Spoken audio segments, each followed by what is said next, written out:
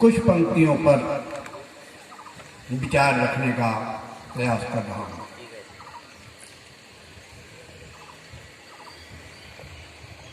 बीच से ले रहा हूं मैं, आगे पीछे, क्योंकि पूरा पद पर बोलूं तो टाइम लगेगा। समय के अनुसार मैं कुछ पंक्तियों पर बोलने का प्रयास करूंगा। रेड़ रूख भय मलयागिर,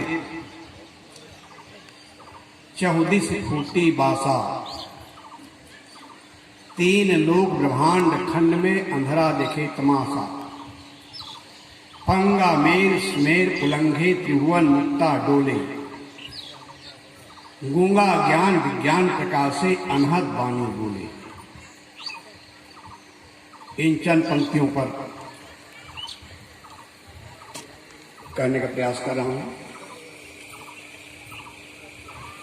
रेड़ रूख भय मलयागिर,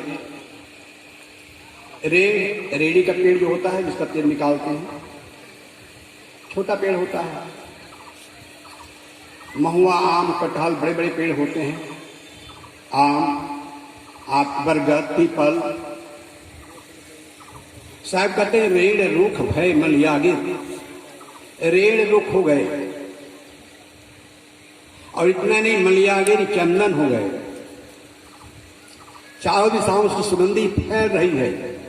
अरे अगर हम लाइट से निकालता लाइट, ये कबीर साहब के पंक्तियां ये हम बता रहे हैं। कबीर साहब ऐसे महापुरुष थे। गोस्वामी जी ने मानस में कुछ पंक्तियां कही कि मुंह को होए बाचाल पंग चढ़े गिरिवर गहनम, जासु कृपासु दयाल द्रव सकल कलिमल दहनम। पकड़ने ये पंक्ति गोस्वामी जी ने गणेश जी की स्तुति में कही है। गणेश जी की स्तुति, गणेश जी की प्रार्थना करने से गूंगे बोलने लगते हैं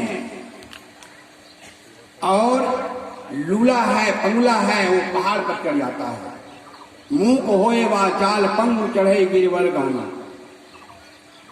गणेश जी की प्रार्थना करने से कोई गूंगा बोलने लगा कि नहीं, कोई पंगुला कोई लूला जो है पर्वत पर चढ़ पाया कि नहीं, ये तो मैं नहीं जानता। लेकिन कबीर साहब पर ये पंक्तियों पर मैं विचार करता हूं तो सचमुच में मुंह को होए वाचाल। गुरुदेव जी कहा करते थे कि कबीर गूंगों की आवाज थे। ये पंक्ति, ये सूत्र बहुत छोटा है। कबीर गूंगों की आवाज थे। सज्जनों, हजारों हजारों वर्षों से जो समाज गूंगों बहरों का सा जीवन जी रहा था, ऐसे लोगों को कबीर साहब ने वाणी दी। ऐसे लोगों को कबीर साहब ने वाणी दी। इसीलिए कहा गया कि कबीर गूंगों की आवाज। हम भाग्यवान भगवानवाद की शिकंजे में जकड़े पड़े थे। हम तो अल्पज्ञ किंचिज्ञ हैं, तुच्छ है, हम कुछ नहीं कर सकते हैं। जो कुछ करेगा ऊपर वाला करेगा। इन धारणाओं ने हमें इस प्रकार से कमजोर बना रखा था। हमने अपने जो दुख है, दरिद्रता है, गरीबी है या और प्रकार की कमजोरी है, उसको हमने अपना नियत मान रखा। कबीर साहब ने इन जैसे धारणाओं को धराशायी करते हुए कहा, कर वहिया बल आपने छाड़ बिरानी आस, जाके आंगन नदिया बहे सुबस मरे प्यास। सज्जनों, ये छोटी साखी नहीं है, ये मूर्धम प्राण फूकने वाली साखी है। कर वहिया बल आपनी, अपने बावल का भरोसा करो। पुरुषार्थी बनो, पराक्रमी बनो, भाग्यवादी नहीं, भगवानवादी नहीं, दयावादी नहीं, पुरुषार्थवादी बनो। ये संदेश कबीर साहब ने दिया कि कर वहिया बल आपनी छाड़ बिरानी आस, जाके आंगन नदिया बहे सुख स्मरे प्यास। इसी तारतम्य हम देखें कि रेड़ रुख भय मलयागिर, रेड़ रुख हो गए। और उलटवासी कहें तो ओरिया के पानी बड़ेरिया में जाए, लौकी डूबे इसी उतरा है। इसका मतलब क्या है? जो अभी तक दबे कुचले थे, जो अपने आप को दीनहीन लाचार मान रखे थे, कबीर साहब की शक्ति मिली, ऊर्जा मिली, तो कहां पहुंचे? ओडिया पानी बड़ेरिया में जाए, बड़ेरी में पहुंच गए, ऊंचे ऊंचे पदों में चले गए, संत हो गए, सदगुरु हो गए, महान हो गए। ये भाव रेड़ रूख भय मलयागी। मलयागी चंदन जो होता है मैसूर पाए जाते हैं, बहुत सुगंधी होती है, जिसके लिए साहब ने कहा मलयागिर के बास में बेधा ढाक पलास, बेना कमुन बेदिया जुग रहिया पास। सुगंधी सुगंधी फैलने लगी। मैंने कल कहा था भगवान बुद्ध के उन सुक्तियों को भगवान बुद्ध ने कहा कि ऐ भिक्षुओं, फूल की सुगंधी, इत्र की सुगंधी एक दिशा विशेष को श्वासित करती है और एक काल विशेष तक श्वासित करती है, लेकिन महापुरुषों के त्याग और तप की सुगंधी दिग दिगंत को श्वासित करती है, अनंत काल तक श्वासित करती रहती है। भगवान बुद्ध, महावीर, कबीर जैसे महापुरुषों को हजारों साल हो गए, सैकड़ों साल हो गए, लेकिन आज उनकी सुगंधी हमें मिल रही है। तो रेण रूख भय मलयागिर, 14 फूटी बासा, चारों तरफ से सुगंधी फैल रही। उनके त्याग और तप, उनके दिव्य रहने की सुगंधी फैल रही है। रेण रूख भय मलयागिर, 14 फूटी बासा। 3 लोग ब्रह्मांड खंड में अंधेरा देखे तमाशा। हमारी जो आंखें बंद थी, हमारी आंखें बंद थी, कौन सी आंखें? विवेक और विचार की आंखें बंद थी। हमें वो अंजन कबीर साहब ने दी, शास्त्रों के बातों को, गुरुजनों के बातों को, परंपरा के बातों को विवेक की कसौटी में कसकर मानने की राय दी। अभी तक हम आंख मूंद के मानते चले आ रहे थे। मां पिता परम गुरु की वाणी, विनय विचार करे सुख जानी, ये मानस की पंक्ति। कबीर साहब ने क्या संदेश दिया? माता आदरणीय, पिता आदरणीय, गुरु आदरणीय, शास्त्र आदरणीय, परंपरा आदरणीय है, लेकिन विवेक परख जांच कर परंपरा हम दो रहे हैं सड़ी गली बातों को लिए। परंपरा पर मुझे एक कहानी याद आ गई, रोचक कहानी है। एक घर में शादी होकर के, विवाह होकर के बारात से दूल्हा लौटा था। दूल्हा दुल्हन दरवाजे पर पहुंच गए हैं, बाराती घरातियों की भीड़ लगी है। दूल्हे की मां दूल्हा दुल्हन को स्वागत करके लेने के लिए आरती तैयार कर रही है, स्वागत की तैयारी कर रही है। जिस स्थान में उनको निवास देना है, उसी जगह कहीं से एक मरियल बिल्ली आकर के मर गई। वो बिल्ली आके मर गई। अब दूल्हे की मां सोचती है, करूं तो करूं क्या? मंगल माही मंगल राचा, जहां दूल्हा दुल्हन को निवास दे रहे हैं वहीं आगे बिल्ली मर गई। अब इसको मैं फेंकने जाती हूं। दरवाजे पर घराती बराती भीड़ लगी हुई है।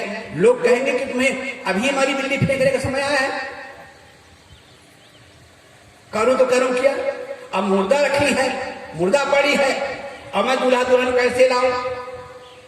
बेचारी विचार करती है, करे तो करे क्या, उनके साथ धर्म संकट है। आखिर वो निर्णय लेती है, दूल्हे की मां, बिल्ली मर गई है मैं जानती हूं, बाकी घर के कोई नहीं जानते हैं, ना घराती जानते हैं, बराती जानते हैं, बिल्ली मर गई मैं जानती हूं। उसने क्या किया? एक टोकरी उठाई, ढांक दी और ढांक करके आरती से जाकर दूल्हा दुल्हन को लेकर के लिवा के लाई। कुछ देर में वातावरण सामान्य हो गया। घर के लोगों ने कहा नहीं, दुल्हन आई है, दुल्हन के हाथ से भोजन बनेगा। उनके हाथ से खिचड़ी होगी आज। उनके और जो उन्हें कहना चाहिए अभिमान रही, जेठानियां रही, वो लोग भी सहयोग करने लगे। भोजन बनाते समय अभी अभी जो बहू आई है उसको किसी काम से टोकरी की आवश्यकता पड़ी। तो टोकरी की आवश्यकता पड़ी तो जैसे टोकरी उठाती है एकदम चौंक जाती है कि मरी बिल्ली ढकी है। वो जैसे तैसे वो ढांक देती है, दूसरे सामान लेकर काम चलाती है। अब होता क्या है, आज जो दुल्हन आई है शादी होकर के, उनके दिमाग में, उनके दिल में ये बात बैठ गई, इस घर की चलागत है, परंपरा है, जब दूल्हा जो है दुल्हन भी आकर के आए तो एक बिल्ली मारना चाहता। आगे चल करके उसका लड़का हुआ, लड़का जवान हुआ, शादी वादी की बात चल गई, लगभग तैयारी पूरी हो गई थी। एक दिन घर भर के सब बैठे विचार करने लगे कि भाई देखो, अरे कोई सामान बाकी तो नहीं है। लगभग सब सामान आ चुका था। जिन्होंने मरी बिल्ली देखी थी, अभी जो जिनके लड़के की शादी होने वाली है, वो बोल पड़ती है सब सामान तो आ गए हैं, लेकिन एक जरूरी सामान बाकी है। कि क्या बाकी है? कई बिल्ली। लोगों ने कहा शादी में बिल्ली की आवश्यकता है, बिल्ली क्या करोगे? उस महिला ने कहा बिल्ली के बिना शादी होगी नहीं, कहे करोगे क्या? महिला बोलती है कि जब मेरा बेटा जो है दुल्हन ब्याह करके जब आएगा, दुल्हन लेकर जब आएगा तो मैं बिल्ली मारूंगा। घर के लोगों ने, बुजुर्गों ने कहा हमारे घर के सियाने हैं, कभी नहीं जानते घर में कभी बिल्ली मारी गई है। उस महिला ने कहा तुम जानो चाहे ना जानो, मैंने आंखों देखी है, जिस दिन घर में ब्याह कर आई पहली बार बिल्ली मारी गई थी, इसलिए बिल्ली मारना जरूरी है। अब होता क्या है, राजहर, बालहर, प्रियहर, बिल्ली लाई गई। अब बाराती घराती दरवाजे पर भीड़ लगी है, दूल्हा दुल्हन दरवाजे पर आ गए हैं। अब ये लोग बिल्ली मारने लगे हैं। लोगों ने कहा क्या करते हो? उसने कहा चुप रहो जी, ये हमारे घर की चलागत है, परंपरा है, ये बीच में टांग ना अड़ाओ। जब तक उस घर में वैज्ञानिक चिंतन युक्त इंसान नहीं पैदा हुआ होगा, तब तक ये बिल्ली मारने की प्रथा चलती रही होगी। इस प्रकार सड़ी गली धारणाओं को हम छाती पे लगाए रखते हैं, कितने विश्वास में हम पड़े रहते हैं। इसलिए साधु कबीर साहब ने हमें वैज्ञानिक चिंतन दिया, वैज्ञानिक सोच दिया, शास्त्रों के बातों को, गुरुजनों के बातों को, परंपरा के बातों को, वेदों और पुराणों के बातों को विवेक करके, परख करके मानने कबीर साहब ने राय दी। कहा तू कहता कागज की लेखी, मैं कहता आखन की लिखी, तेरे मेरे मनवा कैसे एक होई रे। इस प्रकार कबीर साहब ने वैज्ञानिक चिंतन दिया। मैं कह रहा था रेण रूप भय मलयागी 24 टूटी भाषा, 3 लोग ब्रह्मांड खंड में अंधरा दिखे तमाशा, पंगा में उसमें उलंघे। हम पंगुल हो गए थे। सदगुरु में साहस का प्राण था हमारे अंदर में। कुछ पधार रहे हैं, आप लोग स्वागत करें।